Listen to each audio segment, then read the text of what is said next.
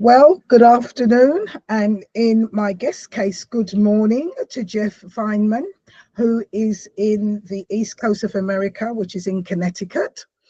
And today he's going to be speaking about his spiritual journey's life and also how he connected with animals to help in that journey.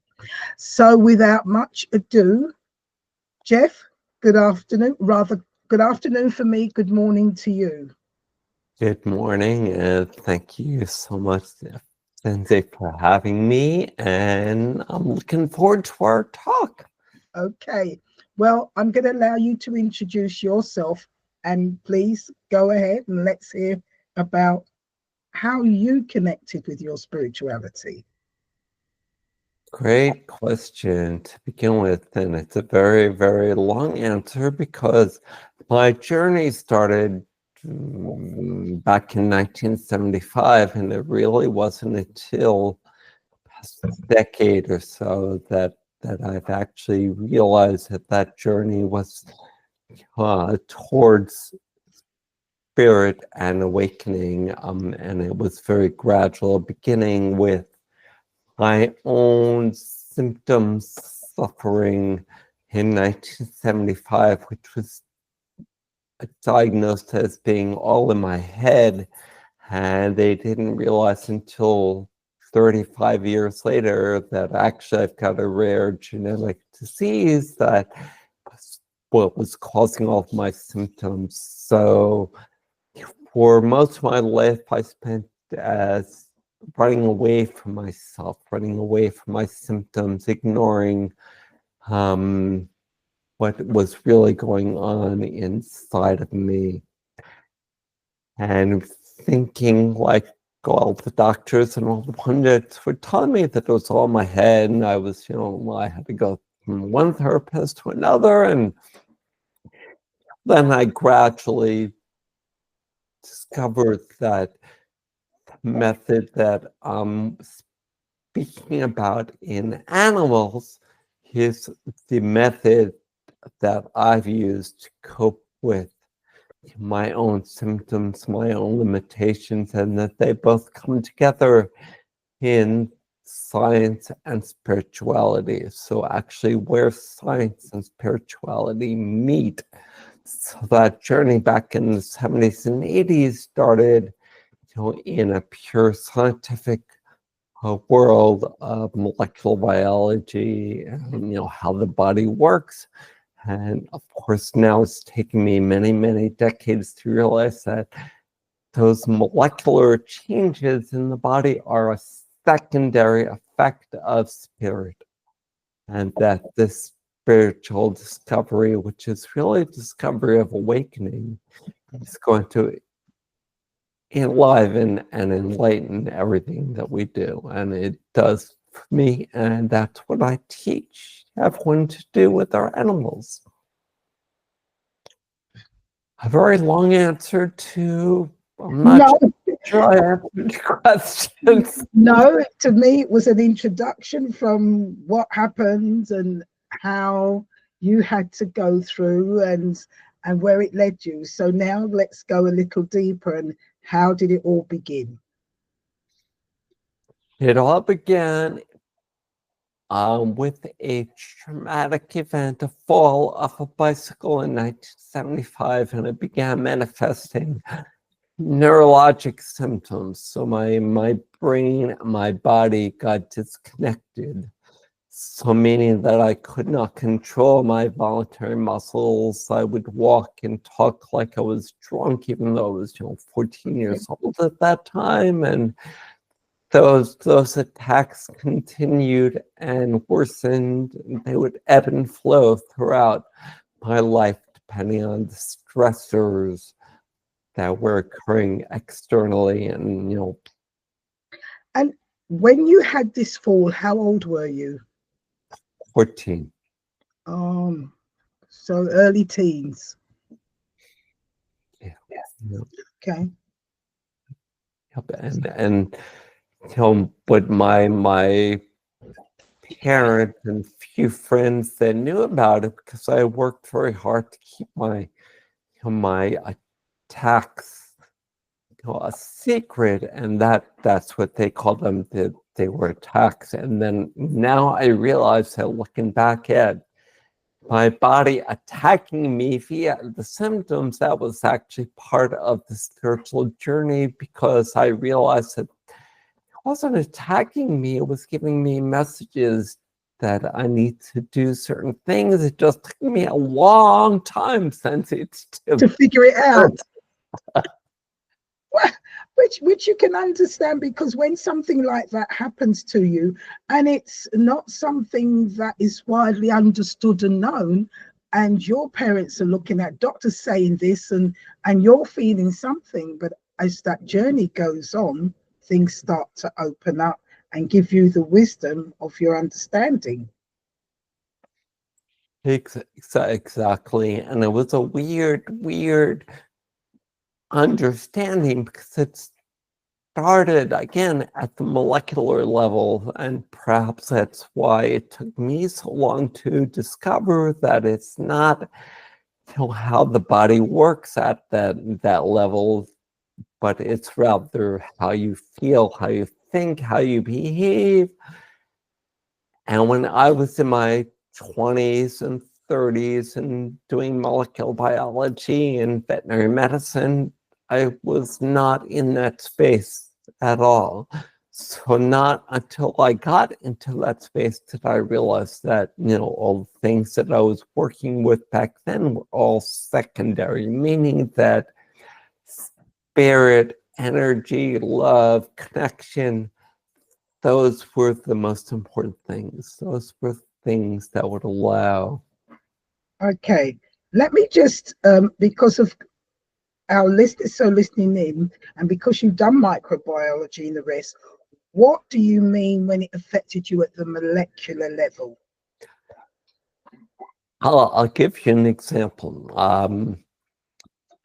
What I mean is that we know now that our thoughts affects our immune system, affects our body's functioning. And I'm going to go back to the story of Norman Cousins. Don't know if you ever heard of Norman Cousins, but he wrote a book back in the 60s or early 70s called Anatomy of an Illness. Okay. And it basically was a description of his own story of crippling, painful, life-limiting disease that he laughed away. He actually recovered by watching candid camera reruns of Mark Speller films and by laughter. He had an open-minded doctor that would observe that Norman's symptoms would abate when he was in that state of happiness, of glee, of love, of oneness, basically, with the environment. And that approach became what's known today as psychoneuroimmunology. Psychoneuroimmunology is just the study of how our bodies and our brains are connected at a molecular level. And this isn't woo-woo stuff that we're talking about. There is a Psychoneuroimmunology Institute at UCLA named after Norman Cousins.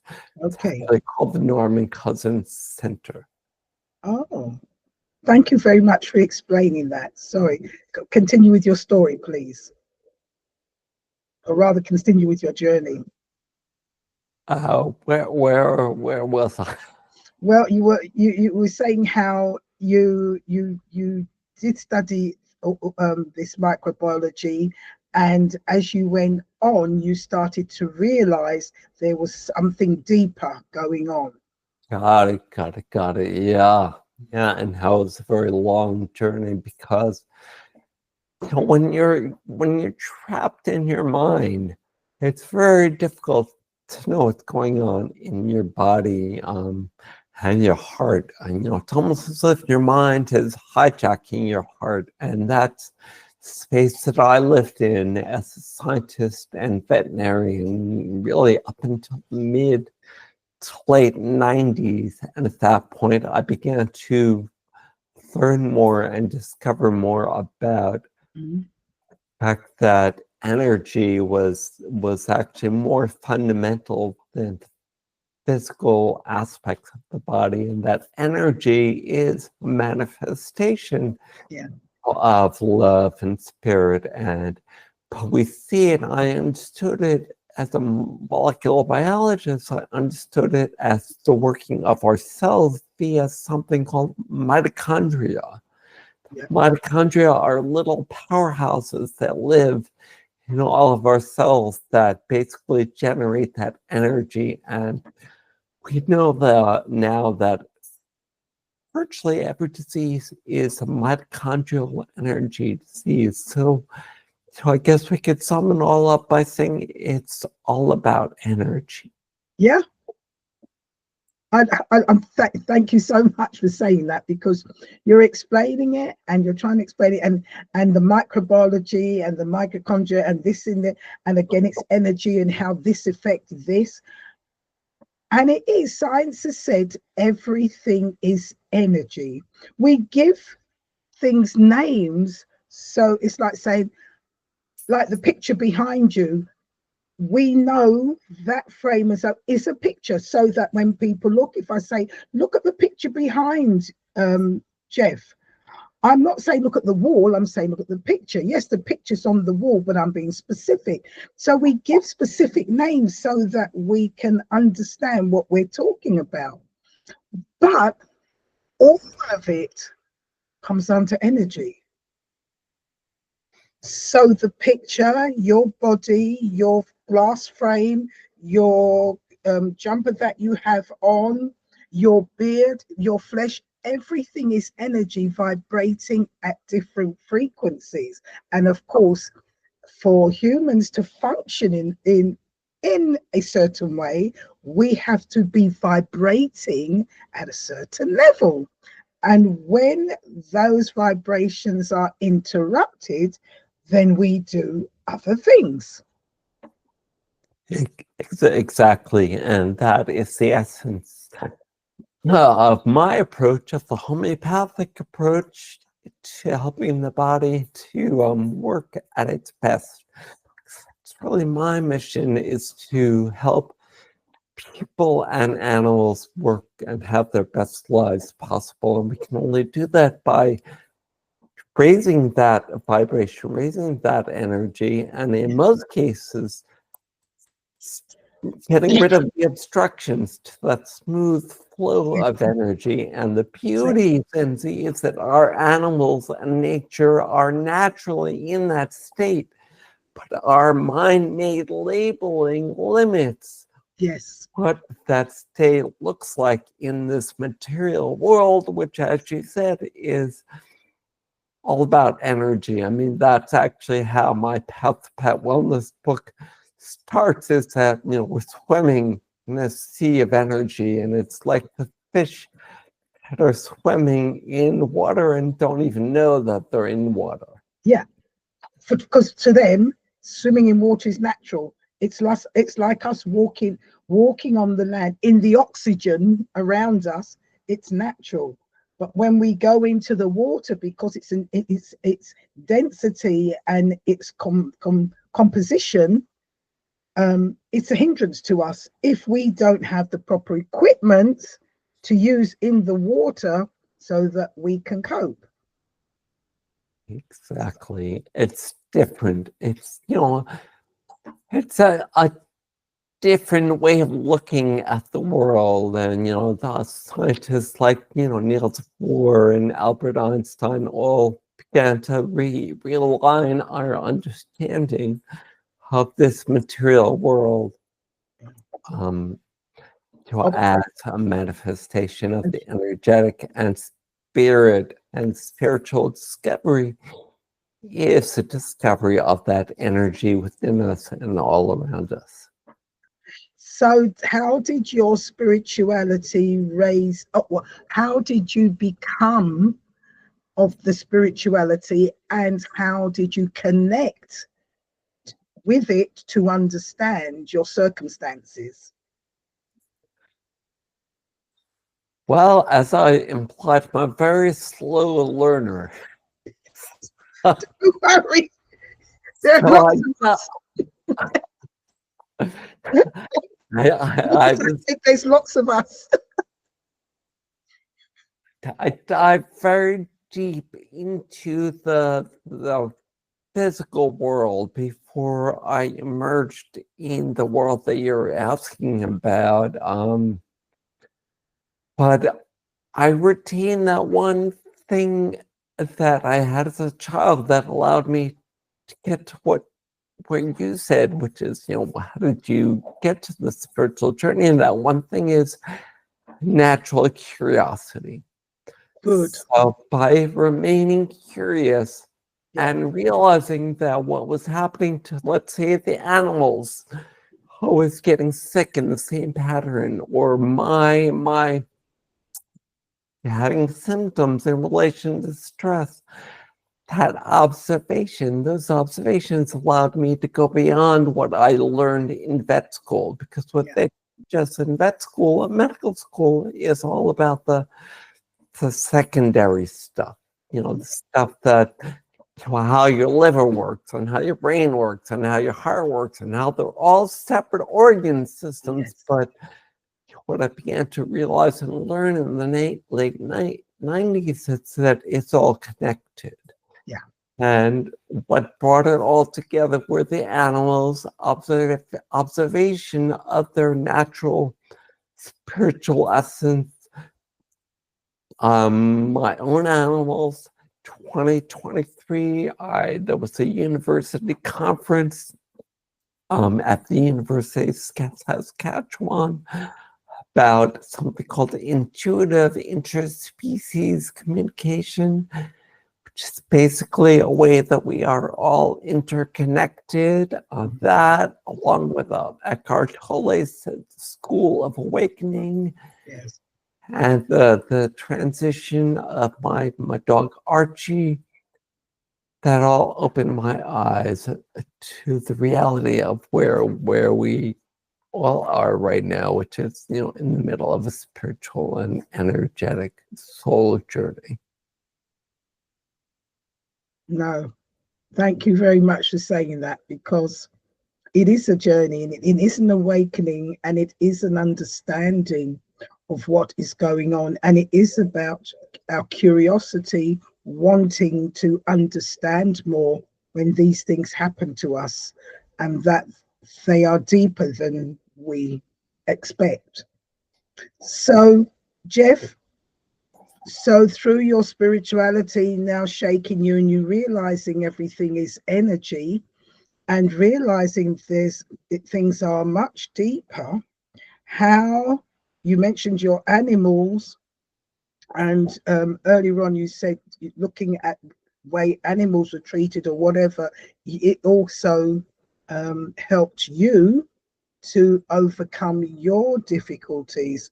And all this is because spirit is guiding you. So let's talk about that.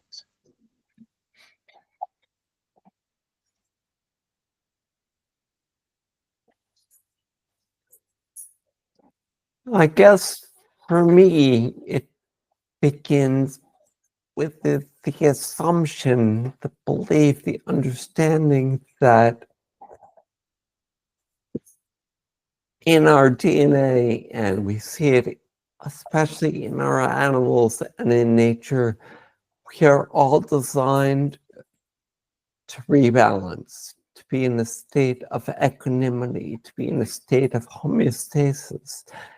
And by seeing that obstructing those things is all that's keeping us from being there, it's allowed me to be in space of that gratitude, of that understanding that it's really all about going with the flows. And you go with the flow, and the improv people got it right. Just say yes and. No, the word no is always going to obstruct and slow our progress on this path. So see the challenges as guides to ways to get better, and that is, what we say when we're teaching about animals. So we have to see their symptoms as guides to what's going on. Maybe they're anxious because everybody in the house is, is having uncertainty, or maybe, there's a physical symptom manifesting because of some other change. And that's where we can dive very deeply into this world of spirit and energy and how it interacts with the physiologic, and that's where the world of homeopathy comes in. And Okay. that is the medical system that allows us to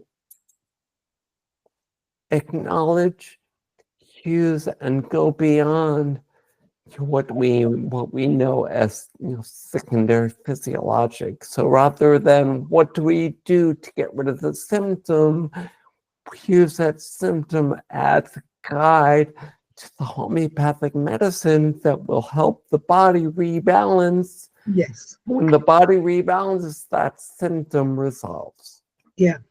And I like the way you say that with the medical side, it's like, what do we use to stop it, to get rid of it, when the body is and not looking deeper, because when the body becomes imbalanced, it's something that is in our energy field that's causing that imbalance. And therefore, it's not just looking at the symptoms, it's actually going to the cause of the matter. And medical science treats the symptoms, it doesn't treat the cause. And that is why in some cases, things return. There are certain diseases you can stop them, but then they keep on returning and they keep on returning. And that's because we haven't gone to the cause.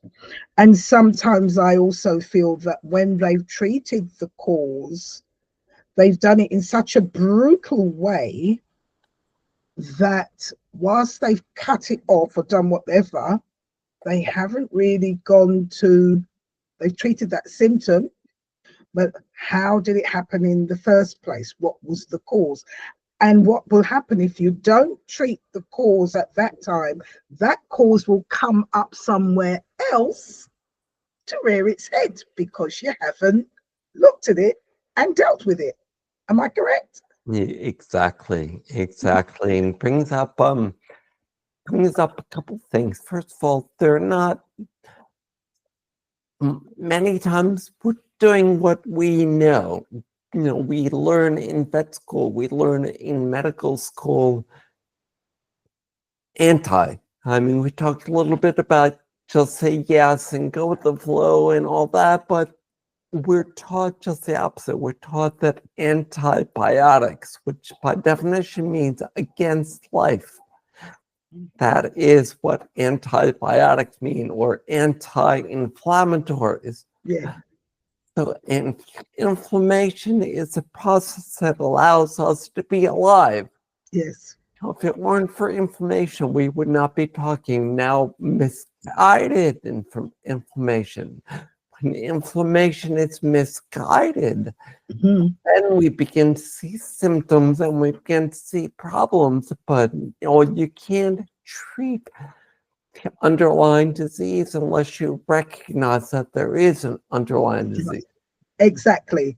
You can't treat the underlying if you don't recognize the underlying, because it is always there, and it's reforming itself in different ways to come back and make itself known. Exactly. And I love to think of it, I love gardening, and if you're out there and you're pulling out weeds and you just pull out the weeds that you can see, but the root of the weed is still there. It's not only going to grow back, but it's going to grow back bigger and sometimes more stronger than it was. Yeah. And we frequently see in animals that we treat little things like ear infections or allergies, both of which are immune imbalances. But we're not treating the immune system, so the immune system gets more disordered, till it's unable to do its job at all. And one of its main jobs is called immune surveillance, which means that it surveils our bodies, our animal bodies, to make sure that there are no abnormal cells. So those animals and people are then predisposed to the cancers that you alluded to when you were talking about cutting out things and getting rid of them. Yeah. Yeah. No, it's an interesting thing to look at and to understand. So, Jeff, you've talked about the animal, and you now gone into your plants medicine. How have you formulated that for your present situations, and how have you used that over the last 20 years or so? In the 90s, when I was transitioning from being a conventional vet and holistic vet to an energetically oriented vet, I also learned about the science, and it is a science by definition. The science of homeopathy, which has been a science of energy and spirit that's been around since the 1800s, if not before. And ever since then, I used homeopathic medicines derived from plants, animals, and minerals as ways of getting the body to do its best job possible. So many times, an animal will come to holistic actions or come to me as a vet. They've been through the ringer. They've already seen half a dozen veterinarians. They've tried everything. But what they haven't tried is dealing with the root. They haven't tried, and that's what homeopathy is there for, is to help the flow of energy work more smoothly in the body. Yeah. Everything is about flow. Everything is about unobstructing the flow, because we are energy, and it's giving us, spirit gives us the knowledge of what to use or what to look at for us to understand how we as individuals can use that in our own circumstances, because our circumstances are different, but the root cause is the same, is the obstruction of energy. But it's to recognize that there is an obstruction of energy and then treat it with the necessary plant healing or energy healing, whichever one do, to let everything flow again, because everything should be working in harmony, in the flow system. So I've got a question for you, Zenzi, because you mentioned, recognizing it and then treating it. But I see a disconnect in some people, and that is accepting it. So recognizing it, knowing it's there, and then accepting it. I cannot tell you how many people Yes, say to me, yeah, I know there's an underlying, but what about the symptom? I mean, you have to accept that. Yes, it's not only recognizing it and treating it, but accepting and understanding, so that you can help in the flow of the treatment, because we can also block the treatment and not realize it. We can say we want to, but then something will happen within our own mind that we'll think, oh yeah, I know it's done that, but that probably won't work, and that alone will block the treatment. Exactly. And we know that to be true. That's called the nocebo effect, where we know that it's not going to work or it's going to cause side effects, and we get more because our brains, our imagination, visualization, meditate, that's a powerful form of energy. And that energy is going to block other energies, or conversely, it's going to help them. We know, for example, there's a scientist up at Yale University here in Connecticut called, her name is Dr. Becca Levy, and she has done research on age belief. Okay. So just by believing that we're going to die, or just believing that we're limited by a certain label, is actually going to make it a self-fulfilling prophecy. Prophecy. Yeah. But the opposite is true. She found that even 80-year-old people that changed their belief of how old they're going to live, they would live up to 8 years longer just by changing her age belief at that late stage. So imagine what we can do in our 40s, 50s, 60s, 70s. I mean, I was outside meditating one day and I got a message that I was going to live to 105. Yeah. Well, I'm ready for it. Well, I will also tell you when we talk about the spiritual journey. Yeah. I turned 50. I was pretty sure I wouldn't make it to 60. Okay. As I was just in the process of embracing this connectedness, this love as energy, the spirit that we're talking about. Mm. And now at 64, I'm just waiting for 105. 105 sounds good. People ask me when I'm going to retire. It's like, well, I'll probably retire in my 90s, and then I can take less. I think when we understand that, we should also understand that we can live as long as we want, but we want to live a life where we're agile, where we're active, where we can contribute to everything. It's different from a 93-year-old or 94 just sitting in a chair like a dummy, dribbling, if you get what I mean. And that quality of life, I find is wasteful. But if you're going to say, yeah, I'm living and I'm going to keep going and I've got things to do and I've got to get on with it and and you've got that vitality flowing, then living to 93, 94, 105 has meaning. And that sense of purpose is what drives us forward, what builds our vitality, what helps our mitochondria work better. And what came to me when you were talking about that are the blue zones around the world.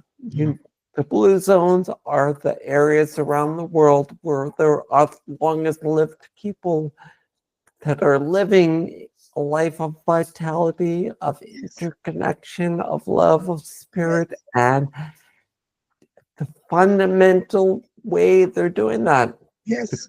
Good exercise, connectedness. The fundamental thing is they're able to go with the flow. Yes. They've gone with the flow of energy of life, and that is the same principle that's been around for thousands of years. Indigenous wisdom. Yeah. They know that we're all connected, that tree outside your window, that the trees outside my window are plus through energy. Yeah, pure energy, going with the flow, looking at our circumstances, asking why, really wanting to know why is this happening? What is it that you need to learn? What is it that we need to understand? And what is it we need to do to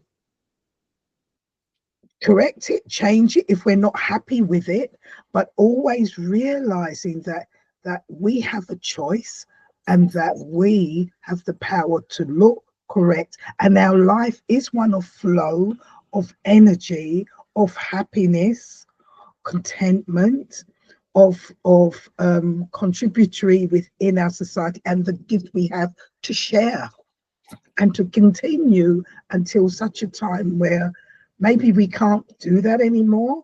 Then it's time to say bye and not be afraid to say bye. And we can maybe accept that transition easier by understanding that the energy that right now is enlivening our body, Yes.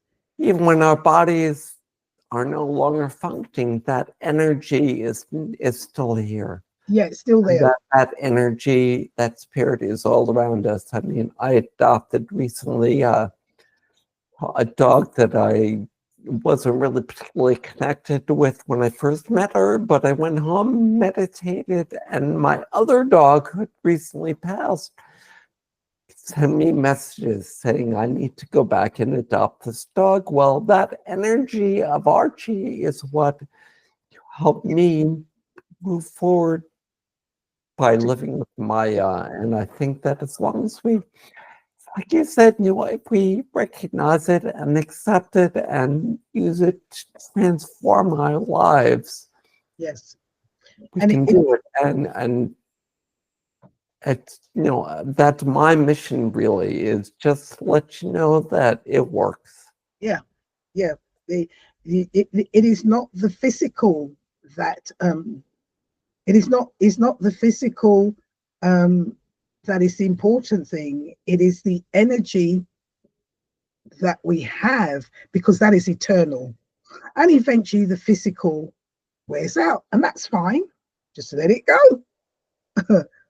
But we who are the energy, we never die. Once we're created, it's there. We just change form. Once you can accept that, understand it and accept it, you can let fear go, and your perspective of life changes as well.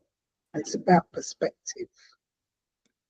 It is totally about perspective. And I love that you brought up that word fear, because fear is the driver of all of the going against the flow. Yeah, Fear is the reason that we get rid of symptoms, because we're afraid that those symptoms are going to lead to something worse.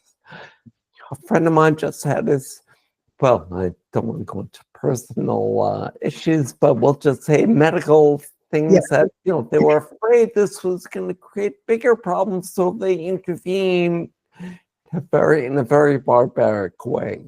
And we're okay with that because, well, they may have saved me. Yeah.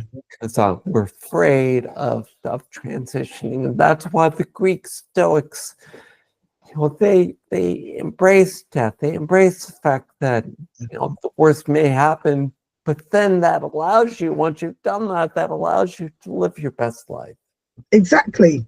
And it's say that once you embrace that, and people who have experienced NDEs, near death experiences, when they come back, they live their best life because they no longer fear. They know there's something else, it's just this, and they continue, and they live, and that fear goes off, and well, whatever happens, it's okay, let's get on with it, and is changing your perspective, and it is understanding who we really are, and using animals and plants and everything that is there to help us, to give us the beauty of our life, and to understand the beauty of our life.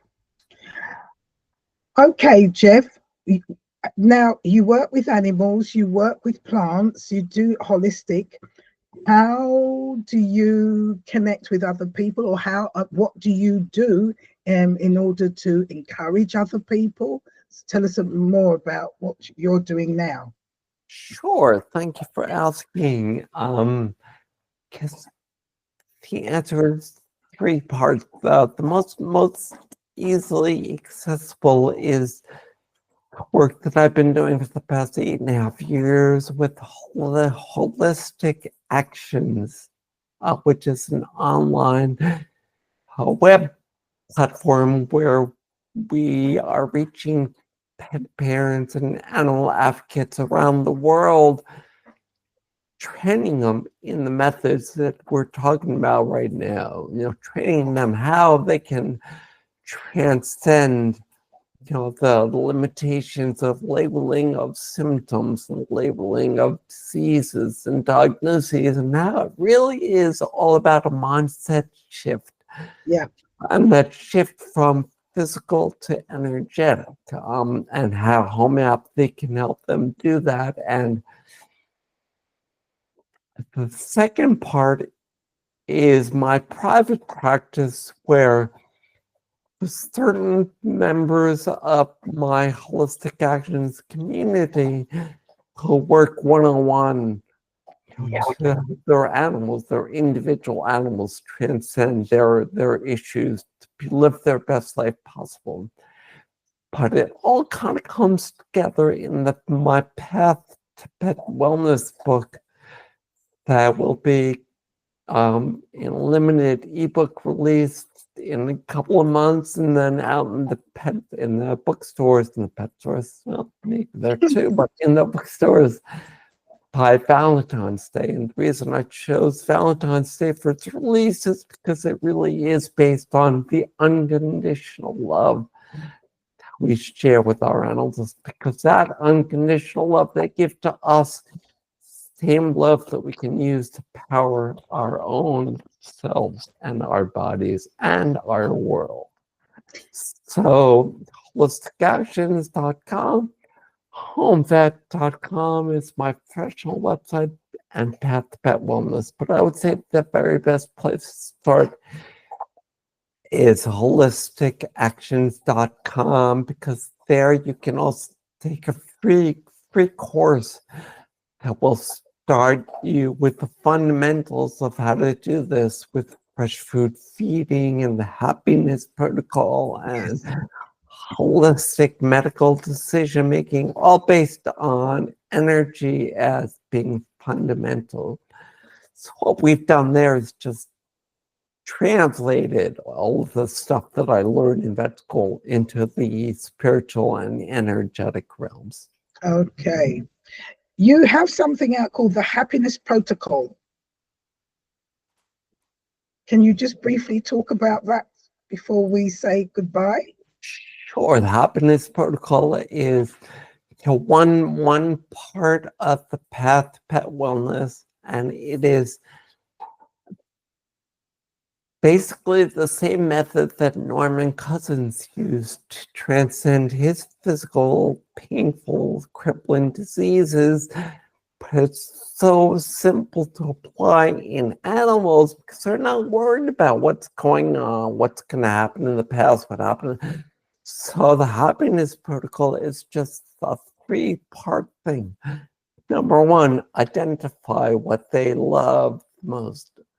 And in animals, it's always eat, play, love. It's either they love to eat more than anything else, they love to play, or they just love to love, be loved up. Focus on that. Part 2 is do that even more than you're already doing. And part 3 is just evaluate. Are they getting better? They will always get better as they get happier. Yeah. That is the nature of animals. And you implied it with sense of purpose. Our sense of purpose enlivens us and helps upgrade our mitochondrial. Well, it does the same for them, and it's so much easier to use the animals because, again, eat, play, love. And thank you, Elizabeth Gilbert, for the Eat, Pray, Love illusion, because that's... Oh, yes. Eat, Pray, Love. Yeah, the film with Julia Roberts. Lovely film. Okay, Jeff, thank you so much for sharing your story. Thank you so much for opening up and letting us know, your journey and the difficulties you've had and how you've come across and understood, and it's taken time, how you have been able to use plants and animals and looked into that and to come to the core that everything is energy and how to rebalance that energy and what we can use, because we're all different. People like different things, and it is what will make you happy.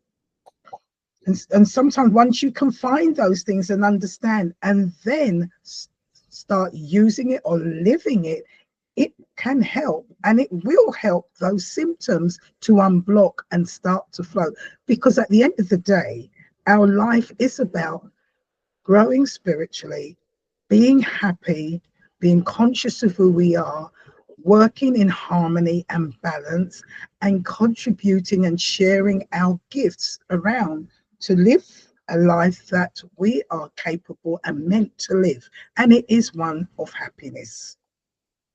So, Jeff, is there a last little gold nugget that you want to leave our listeners with?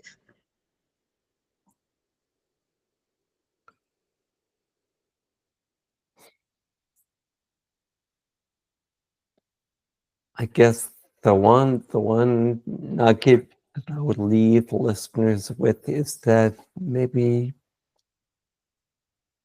recognize and accept that there's a different way to be in this world that's based in spirit, in love, and energy, and not just in the physical things that are going on right at this moment. It's not necessarily all about, fighting this or fighting that, but rather, well, accepting and transcending. We Thank all you. have it within us. Thank you so much for that. That's beautiful. When you said that you're looking at what's going on in the world and it's ugly, but it starts with us, and it's looking at us, how we can raise our vibration, raise our consciousness to be that which we're meant to be and live in harmony and peace. And I think with that word, we say goodbye. So, Jeff, thank you so much from Connecticut being here today. And to all my visitors, thank you. And we'll talk again soon. Bye for now. Bye bye. Thank you. Thank you. Thank you.